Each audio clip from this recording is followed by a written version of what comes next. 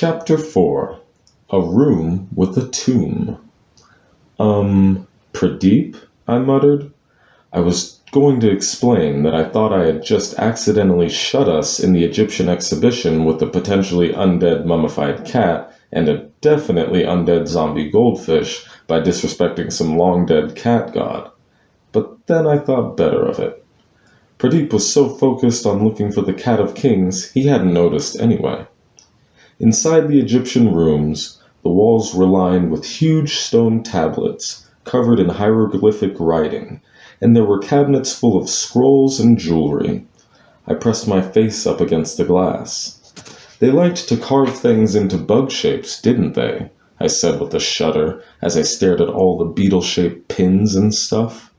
Pradeep was busy shining Frankie's flashlight all around the huge room, but there was no cat mummy in sight. Maybe we just saw a shadow, Pradeep said, sounding disappointed. The entrance to the tomb of the Cat of Kings stood before us. It was big. Really big. I mean, it was the grave of a cat, so I'd been thinking it would be pet carrier sized. It's as big as a garage, I said out loud. Why does one dead cat need all that space? The Egyptians believed that you could take stuff with you to the afterlife, so they probably buried the cat with food, jewels, even servants, Pradeep said. That's got to be the worst job ever. Servant to a dead cat, I muttered. That's when we heard a crash. Frankie's eyes blazed so bright that the whole room was lit by a spooky green glow. A flash of white moved behind one of the giant stone statues. The cat, Pradeep whispered. He ducked underneath the red ropes that were there to protect the tomb and statues from museum visitors, and I followed. We have to be careful, he said. We can't touch any of this stuff. It's very fragile. There was another crash. I don't think the Cat of Kings knows he's supposed to be careful, I whispered. Come on, Pradeep said, speeding up, before he gets away. We skidded to a halt next to a huge statue of a pharaoh. In the glow of green light, we could see a bandage dragging along the ground behind the stand the statue was on. Then it disappeared. It's gone under the statue, I cried. But that's impossible. How did it do that? Pradeep asked. He tapped at the base of the stand. Ah, it's hollow. There must be a secret door or something, I said. Pradeep pushed and prodded at different bits of the stand.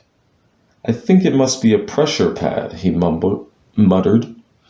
Frankie had started to unscrew the top of the flashlight from the inside, so I opened it up and let him have a look. He leaped out and slammed himself against the stand, then plopped back into the flashlight with a splash. On his third slam, something gave way, and a hidden door flipped open like a giant cat flap. Frankie!